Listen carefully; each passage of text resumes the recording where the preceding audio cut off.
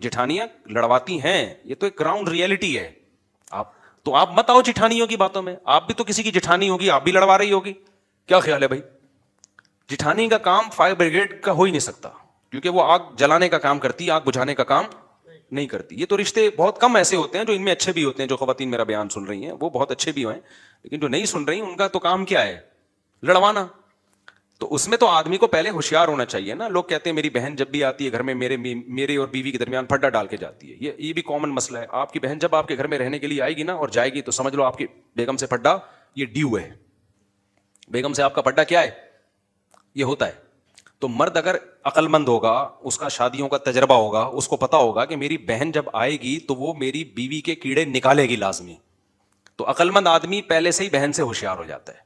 वो कहता है बहन आएगी, मेरी बेगम के कीड़े निकालेगी, इसका काम है। इसको भी नहीं रोको, उससे भी नहीं लड़ो, सुनो, इधर से सुनो, इधर से बोलो, निकाल दो। अक्लमंद आदमी ये काम करेगा कि भाई मैं अपना घर अपनी बहन के चक्कर में, वो तो अपने घर में खुश है। समझ रहे हो ना? उसकी भी वो शौहर की बहन यही काम कर रही होगी। तो अगर इन बहनों का और इनका अपने अपने पर्सनल मामलात में हम सुनना शुरू कर दें तो किसी का भी दुनिया में घर, अगर आपने अपनी अम्मा से सुनना शुरू कर दिया कि आपकी बेगम कैसी है और उस पर यकीन करना शुरू कर दिया आपने, तो आपका शादी का प्रोग्राम, पहली शादी का ही प्रोग्राम बढ़ जाएगा आपका। चार क्या करोगे आप? तो अम्मा के बारे में उसूल यही है कि भाई अम्मा, हमारी अम्मा बहू की जितनी शिकायतें करे सुनो, अम्मा से लड़ो नहीं, लेकिन इधर से सुन के इधर से निकाल दो। इधर से सुन के इधर से क्या करो? निकाल दो। अम्मा बेचारी का काम होता है, यानी जो अम्माएं मेरा बयान नहीं सुन रही, बार बार कह रहा हूं, इस पे भी लोग तंज करते हैं। ये क्या बात है? जो तुम्हारा बयान नहीं सुन रही वो बहुत अच्छी हैं, जो तुम्हारा सुन रही हैं, जो नहीं सुन रही वो बुरी हैं, जो सुन रही हैं नीचे कमेंट्स किए होते हैं लोगों ने कि यार ये मुफ्ती कैसी बातें करता है। तो आपको हमारी बातें समझने के लिए थोड़ा सा मेंटल लेवल, ये मजबूरी के काम है भाई, ये मजबूरी है। अब मैं कह दूं जो मेरा बयान सुन रही हैं वो ऐसी हैं, तो वो बयान सुनना छोड़ देंगी। तो इसलिए मैं एहतियातन ये कह रहा होता हूं, जो बयान सुन रही हैं उनकी बात ही नहीं कर रहा, वो बहुत अच्छी हैं, ताकि वो सुनती रहे ना, इस्लाह हो जाए उनकी। ठीक है? तो अपना घर बसाने के लिए अपनी अम्मा से भी ना लड़ो और अम्मा के कहने पे बेगम से भी ना लड़ो। बिल्कुल न्यूट्रल होके खुद फैसला करो कि कौन सही है कौन गलत है। और 100% सही तो मेरे भाई दुनिया में कोई भी नहीं होता। जो आदमी, और ये मेरे सामने आके ना किया करो कि मियां मुफ्ती साहब मैंने 2 शादियां की, मैं बहुत खुश हूं और मैं दोनों को बहनों की तरह और हमारा घर, ये टोपी ड्रामे किसी और के सामने किया करो। 100% दुनिया में सही सिर्फ बेवकूफ लोग होते हैं जिनके घर में कभी झगड़ा भी नहीं होता। हाँ, बेवकूफ लोग। देखो नबी सल्लल्लाहु अलैहि वसल्लम ने फरमाया, कमीना आदमी जो है ना, कमीना, वो अपनी बीवी पे 100% गालिब होता है। जो आदमी मुझे कहता है ना मेरी बेगम बिल्कुल जैसे मैं कहता हूं वैसे चलती है और हमारे घर में सुकून इत्मीनान की लाइफ, क्योंकि मेरी बेगम हर बात मेरी मानती है और इतना अच्छी हंसी खुशी, इसका मतलब ये बंदा 99% चांस है कि कमीना आदमी है। माजरत के साथ, हदीस के अल्फाज है भाई, मैंने 1% है कि ऐसा हो भी सकता है, बाज बुजुर्गों में हुआ है, लेकिन वो बहुत अपर लेवल के बुजुर्ग होते हैं। हजरत डॉक्टर अब्दुल हई साहब या हजरत मौलाना शेख आशिक अल हई साहब रहिमहुमुल्लाह ताला, उनमें से किसी एक का वाक़या है। उन्होंने लिखा हमारे घर में आज तक, यानी 40-50 साल में कभी झगड़ा नहीं हुआ, कभी कभी एक ऊंच नीच नहीं हुई, लेकिन वो बहुत हाई लेवल के बुजुर्ग हैं, उनकी अहलिया भी और वो खुद भी। मैं नॉर्मल लोगों की बात कर रहा हूं, मेरे और आप जैसे।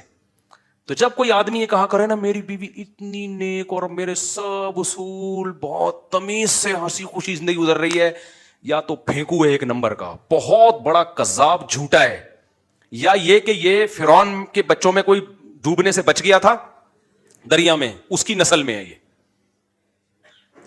होता है ऐसा, लेकिन ये उस मर्द में होता है जो इंतहाई जालिम जाबिर किस्म का, जो बीवी पे इतना रोब रखे कि इसको देख के वो थर-थर कांपना, और ये कमीनेपन के बगैर हर वक्त मार धाड़ लाते घुसे गालियां, और मजबूर भी हो। नॉर्मल आदमी के हाँ भाई कभी मान लेगी कभी क्या करेगी, आगे से जवाब देगी, आप बेइज्जत होके घर से बाहर निकल आओ, क्या ख्याल, बेइज्जती हो जाएगी आपकी। मेंबर के उसूल कुछ और होते हैं भाई।